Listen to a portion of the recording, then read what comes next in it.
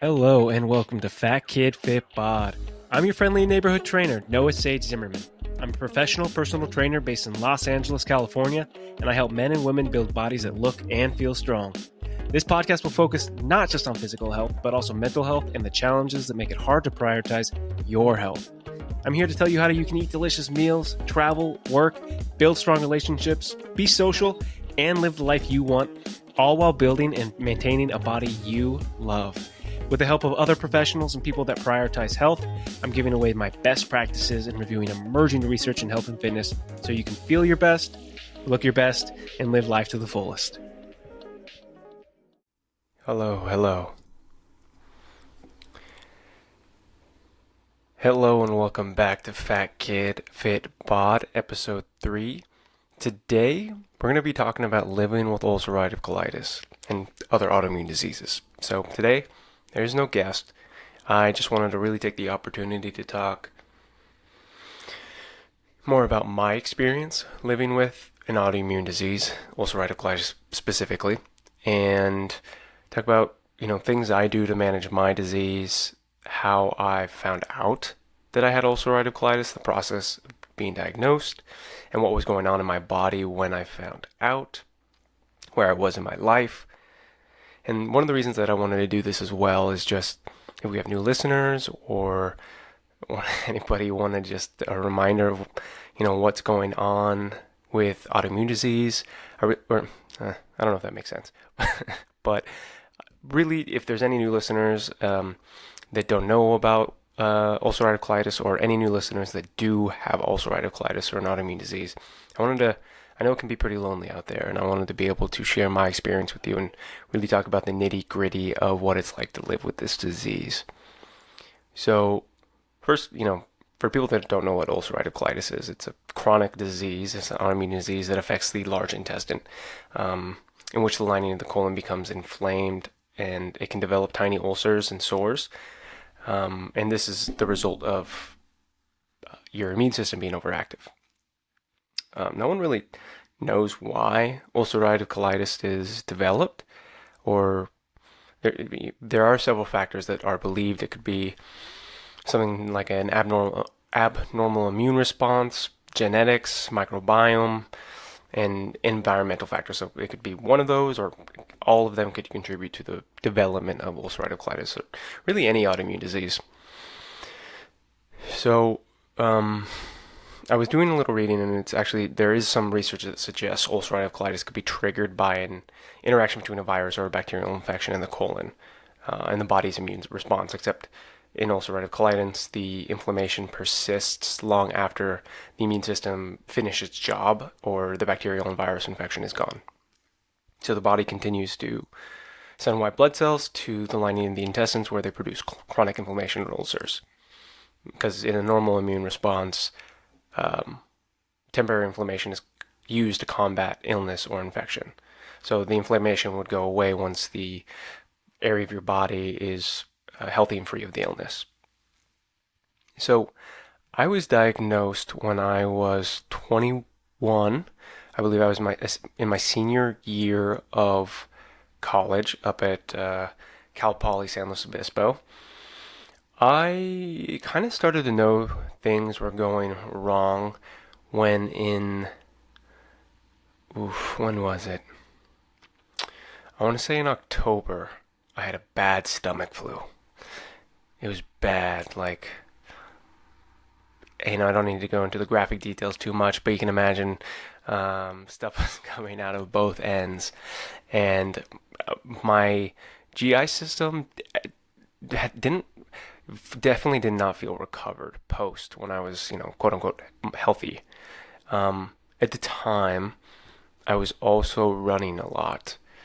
So I remember this. Also keep in mind, this is this is what do I want to say? This is a poop story. Poop in my pants story. So, just if you don't want to listen to this, I'll let you know when to skip. But Actually, no. I think I think it's a hilarious story. So, after I had recovered from my stomach flu, essentially I was running a lot of the time, and every morning I would wake up early to go run 4 miles before work. And this particular morning, I had gotten up. Usually I would have to poop in the morning, and I would make sure to poop right before my run, so I wouldn't have to go during my run. And this particular morning, my stomach wasn't feeling great, but I didn't have to go. And I can be quite a dunce and meathead sometimes, especially back then in my college days. And I was like, well, there's not an option of not going on this run, and I have to do this before work.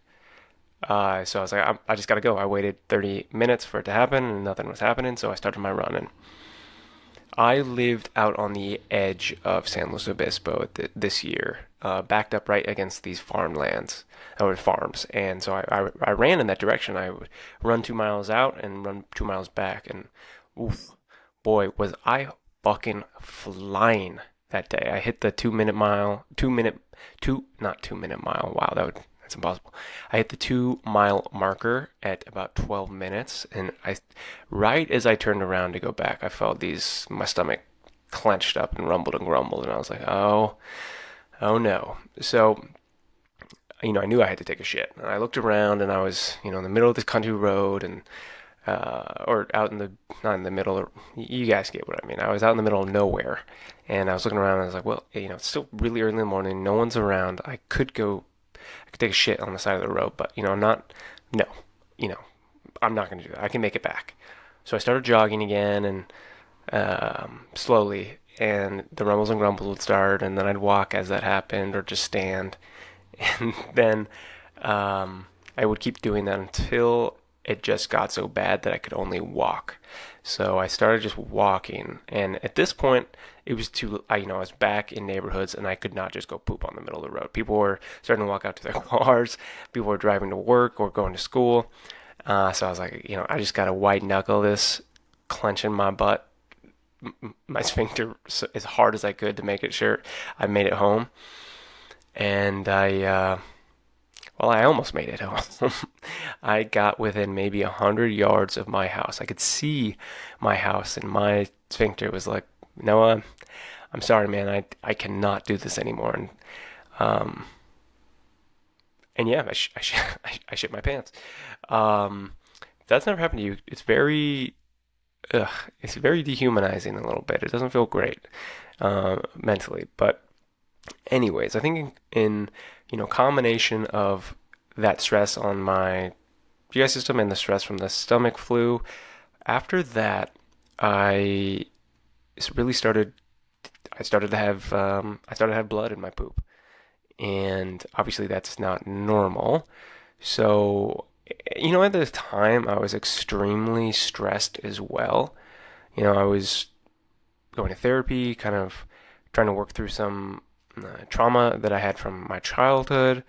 I was in a toxic relation at the time where I'd been cheated on, but I was so blindly, and I thought I was in love, and I was. I don't want to undermine that, but I was young and dumb and too sweet, and tried to look past this stuff, and that was really hard and stressful, and I was overwhelmed with what options that I wanted to do going forward in life. I was just about to graduate in a year, and I did not really.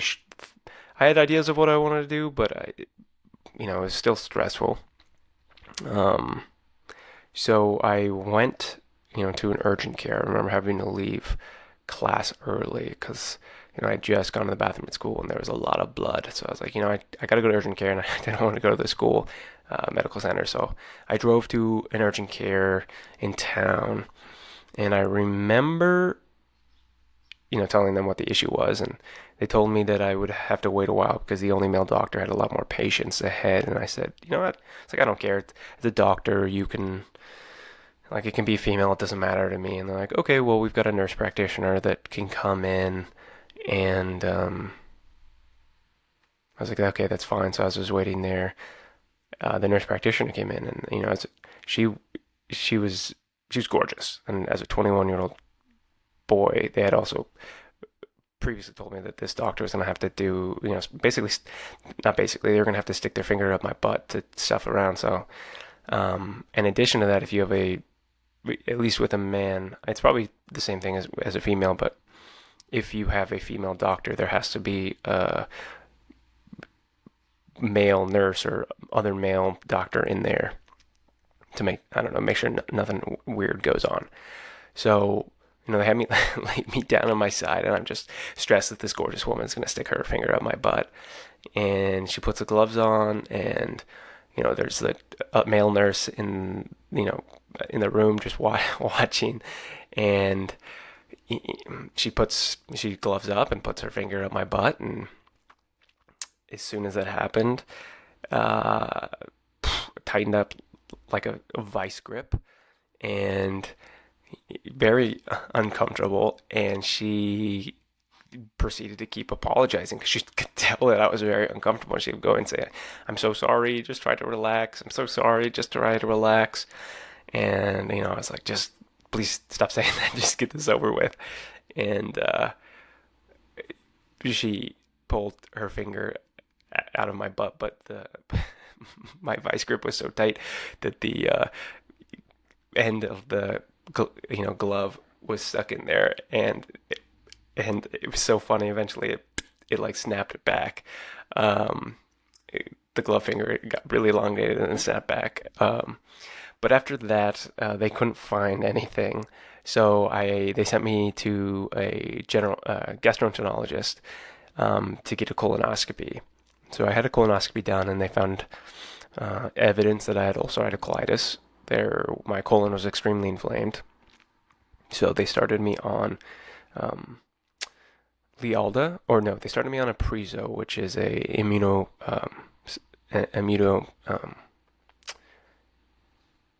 suppressant. It's immunosuppressant that reduces the immune response in your body. So it's supposed to, reduce the chronic inflammation. So they gave me a Prizo in pill form, and then they gave me mesalamine, which is another immunosuppressive. Brand name Canasa, which is a suppository, which is this like waxy little bullet-shaped medication that you have to put up your butt, and it absorbs and helps treat local inflammation, where pill form just kind of helps keep everything in maintenance. So basically a couple months after I was diagnosed, I moved down to Los Angeles, and I got a new doctor down there, and this doctor that I had did not seem to believe that lifestyle or diet played into how your disease affected you.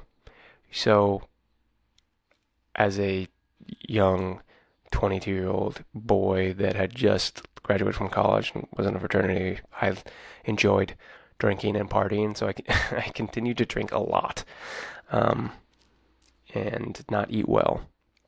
I was also pretty depressed, I will say, because I had moved to LA to be with this girl that had cheated on me, and obviously it did not go well. Obviously, me moving there for her was a stupid idea. So I was very depressed and anxious and stressed about that relationship that somehow was still continuing to go on. And I was working at a job that I did not like. Not that I love the people, but the work itself, sitting at a desk all day, that was not what I ever had imagined for me. Even though I'm sitting at a desk right now, at least this is really interesting. What I'm doing right now really, really interests me. So I continued to drink, and I continued to eat poorly, and because of this, I had to continuously use stronger medication to manage my symptoms. So I had to start using mesalamine enema, which is, instead of like a suppository, which is just something that you just like a waxy substance you put in your butt. An enema is liquid, and you have to lay on your side for 20 minutes and kind of squeeze this whole tube of liquid up your butt, and just let it sit there and kind of let your intestines, like, just kind of bath in it. I don't know the right terminology for it, but yeah, you just have to let give your time, your intestines absorb it. And I, because of the drinking and the poor eating decisions, I had continued to put on weight, and I definitely wasn't healthy. Systemically, my body hurt really bad, And at a certain point, I realized that I had to make changes. Like something was not right. I was so depressed. I was so unhappy. I was so unhealthy. My disease was not doing well. And I was tired of the way things were going, and it was time to fix things. So fortunately at the time, the company I was working with had an health savings account, which I had a good amount of money saved in, and I was able to use it for a dietitian.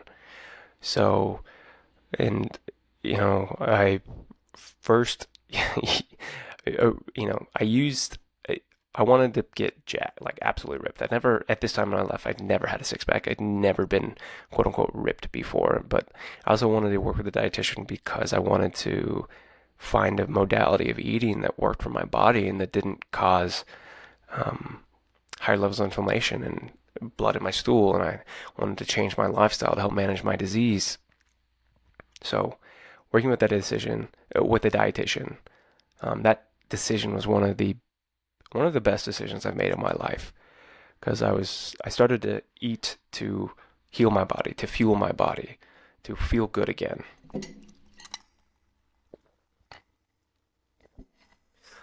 And it worked after a month of eating that way, things changed.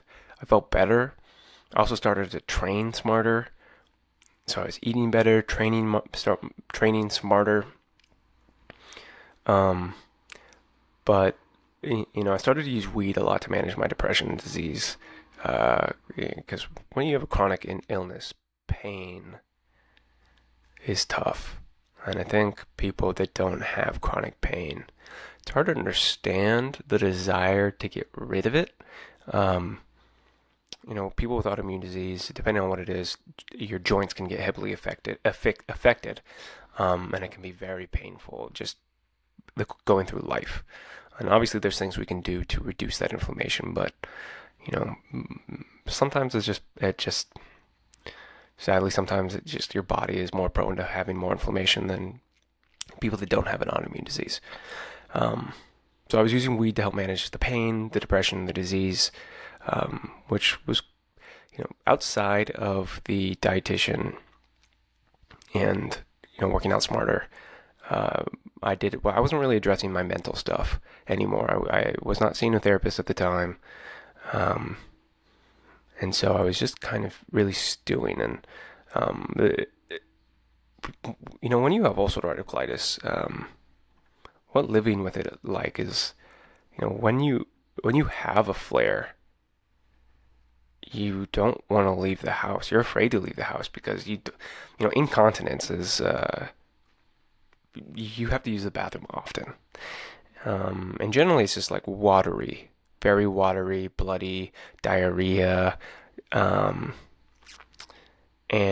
like you're afraid to leave the house because one, you don't know if you're gonna make it anywhere.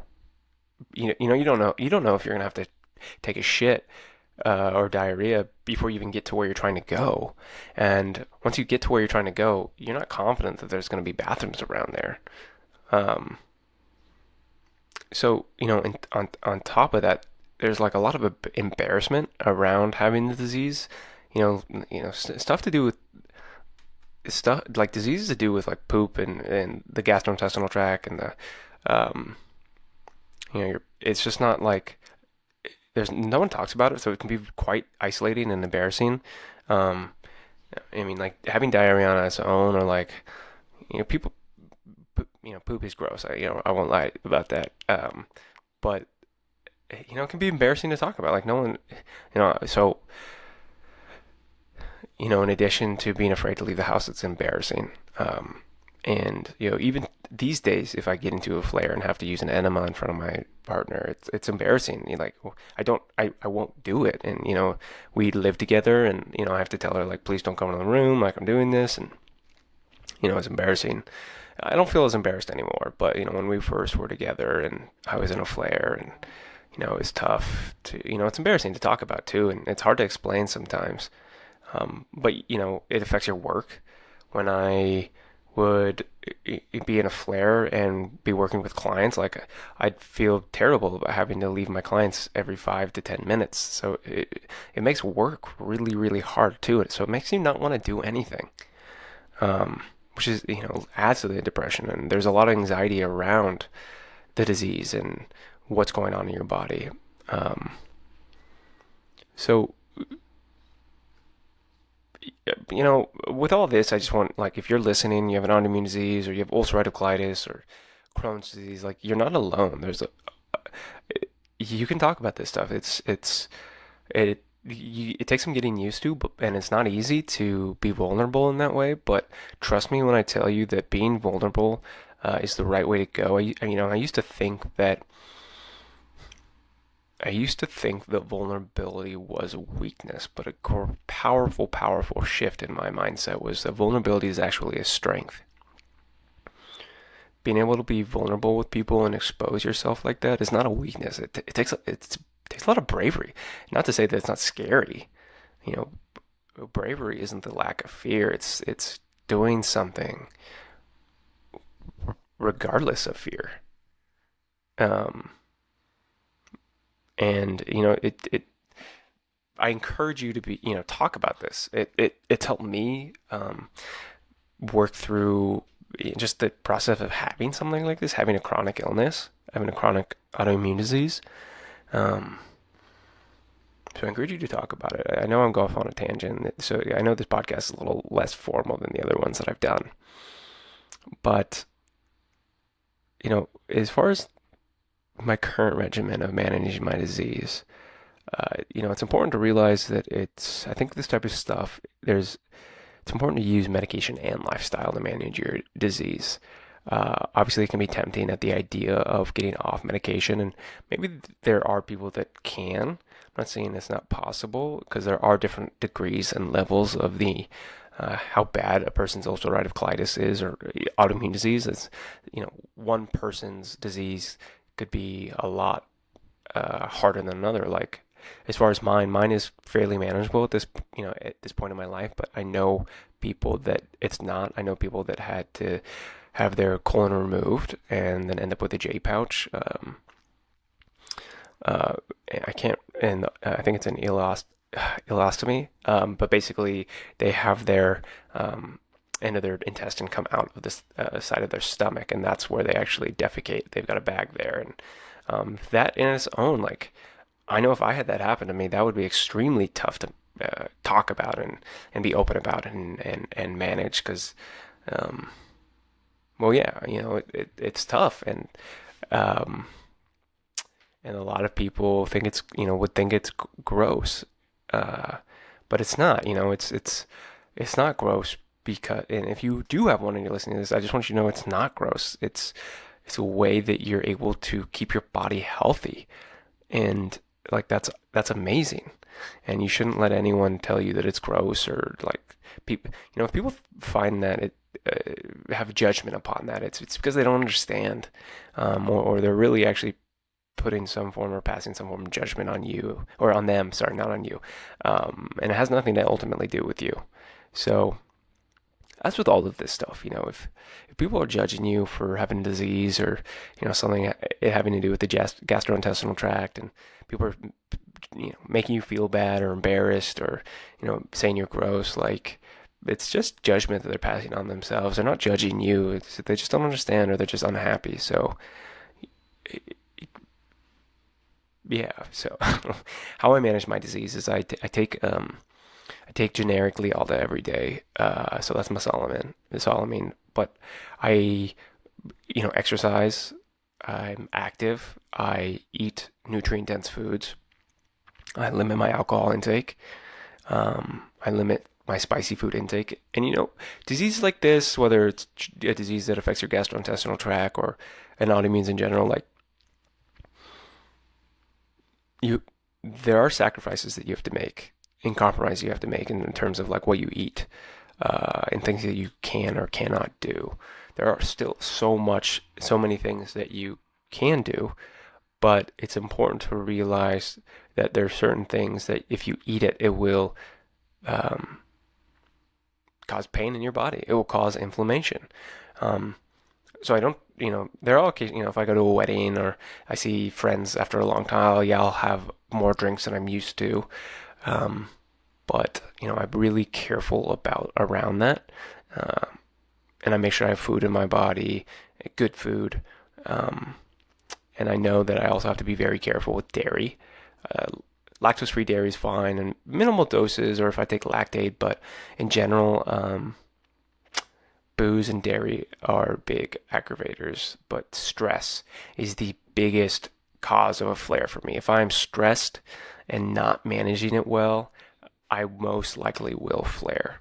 So taking my pills every day to help manage my symptoms, but also living a lifestyle where I'm taking care of myself, making sure my mental health is in check, making sure my physical health is in check, I'm eating well, going to therapy, working on myself, in both, in all capacities. And also trying to be better for my family or my friends and my partner and, the people that I care about, my clients. Like, if I don't show up for myself, it's going to be close to impossible to show up for the people that I care about. So I know this has just been a big tangent, and I'm just talking out of my ass, or not out of my ass, but I'm just talking like free flow right now.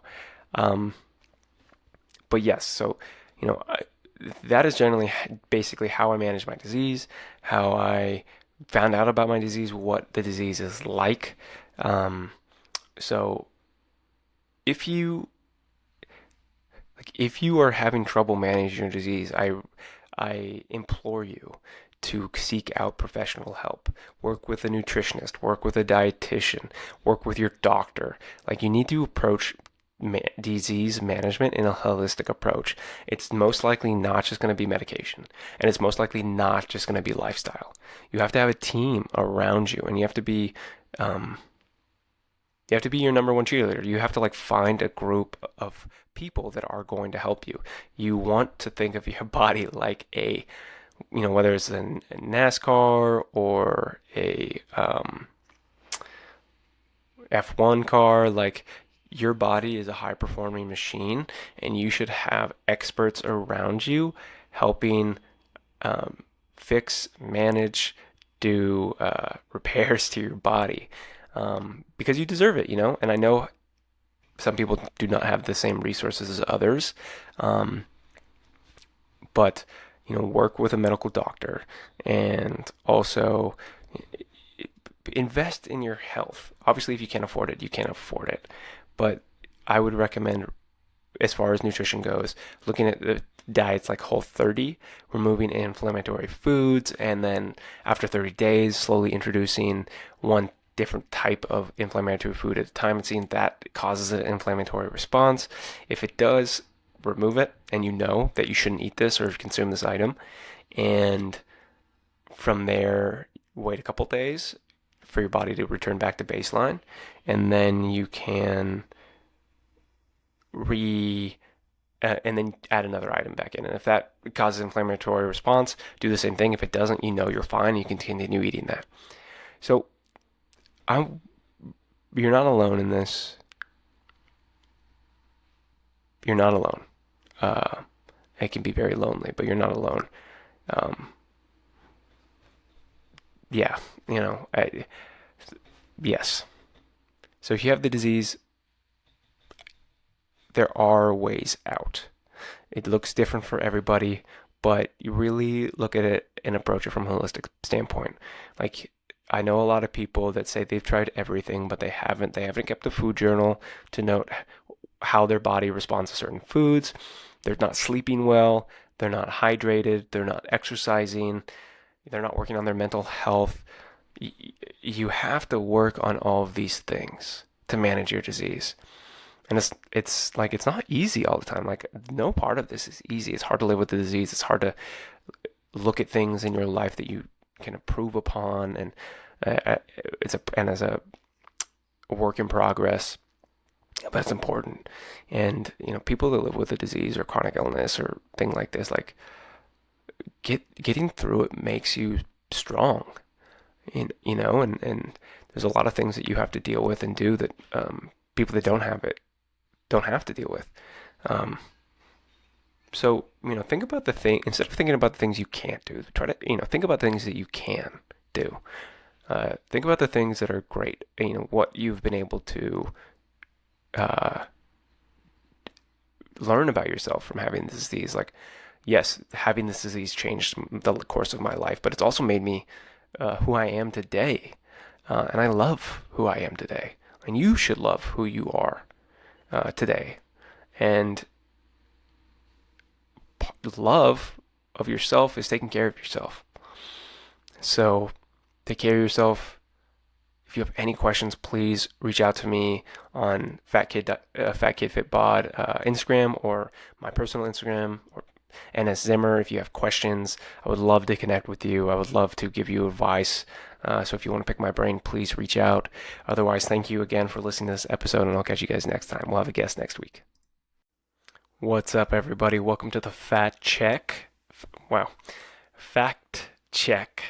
of episode 3, season 3, Fat Kid Fit Bod. So I just want to go over a few things that I mentioned and just wanted to add some clarity. So about being diagnosed with ulcerative colitis or Crohn's disease is that you do need to have a colonoscopy or an endoscopy. Colonoscopy is going up through the rectum. Endoscopy is going down through your esophagus. They also use blood tests to check for anemia or an infection, and also probably get some stool samples to test some things. So they will probably start with lab tests and stool samples, but they will need to do a colonoscopy or an endoscopy to confirm. I also wanted to quickly talk about medication, so enemas and suppositories.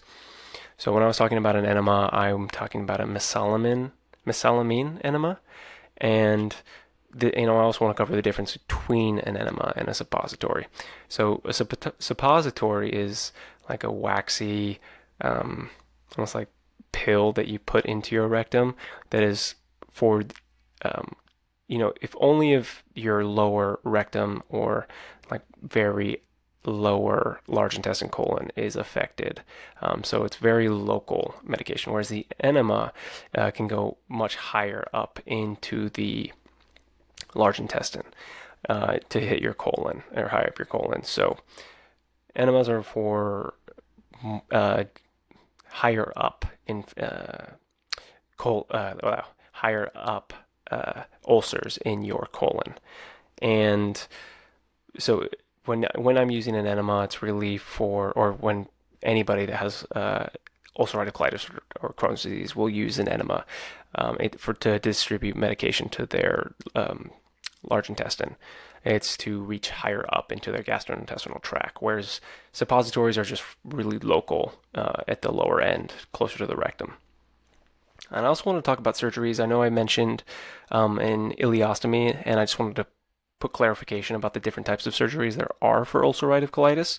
And surgery is really a last resort. It's for people when medication is no longer effective or in emergency situations. So there's a couple different types of surgery. The first one is hopefully I'm pronouncing this correctly, proctocolectomy with an ileal pouch anal anastomosis. So basically, this is also called a J-pouch surgery. There's a couple different stages, just depending on the intensity of your disease and your age and how healthy you are. But the first stage is generally always going to be they're going to remove your large intestine, which includes your colon and your rectum. And at the end of your small intestine towards your rectum, they'll kind of turn it into a J shape and close that off. And then they'll do a temporary loop ileostomy, is what I was talking about, which means that they have a part of your small intestine coming through your abdominal wall, and waste, so poop, shit, comes out of your small intestine into, it's called a stoma, the part that's sticking out of your abdominal wall, into a bag, and that's where your stool, your shit is collected, your body waste. The second stage of that surgery, after about 8 to 12 weeks of recovery, is they reattach the parts of the small intestine. So they pull the part back that's outside your body, poking through your abdominal wall, and reattach it to the part that is the J shape. So then basically what happens after that is that waste can then pass through the small intestine to the J pouch through the rectum. So basically do like a whole reconstruction. They use your small intestine to create a rectum and large intestine. So because of this, the side effects are there's probably going to be more bowel movements. Because food is going to pass through you more quickly. And there is some side effects with men, sexual dysfunction because of the stuff going on down there when they're doing surgery, and infertility in females. And then the other surgery is just the proctolectomy with the endostomy. So they don't ever do the J pouch. The J pouch isn't created. The ileostomy is permanent, so you will always have a bag outside your body, and that's how you collect the waste, and that's where the waste is going to leave your body.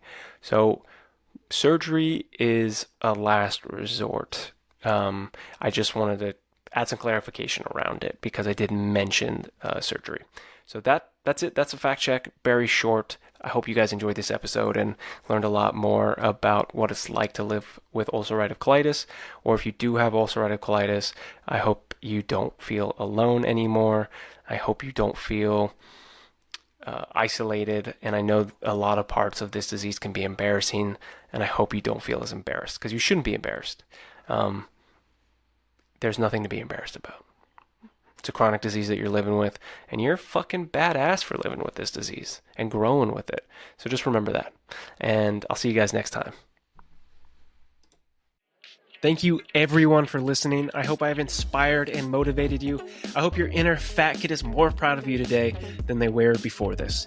Fitness is a journey everyone should start, but no one should finish. So whether you're continuing or starting yours, I am so glad that we get to be a part of each other's. With fitness, Noah.